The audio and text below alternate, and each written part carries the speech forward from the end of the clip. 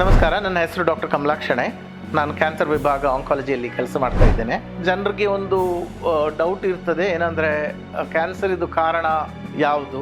Smoking, alcohol, lack of exercise, food habits.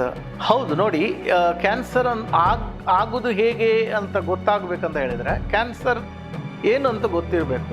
ನಮ್ಮ ಶರೀರದಲ್ಲಿ ಇರುವಂಥದ್ದು ಜೀವಕೋಶ, ನಾರ್ಮಲ್ ಜೀವಕೋಶ, ಅದಕ್ಕೆ ಸೆಲ್ಸ್ ಅಂತ ಹೇಳೋದು ನಾವು.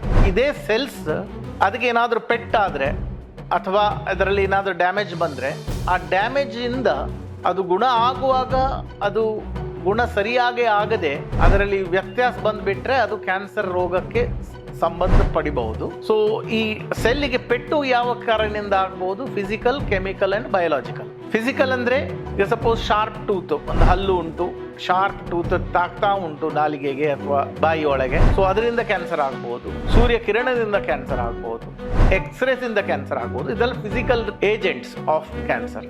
ಕೆಮಿಕಲ್ಸ್ ಅಲ್ಲಿ ನಿಮಗೆ ಎಲ್ಲ ಗೊತ್ತು, ಎಲ್ಲ ನಮೂನೆದು ಕೆಮಿಕಲ್ಸ್ ಈ ಜಗತ್ತಿನಲ್ಲಿ.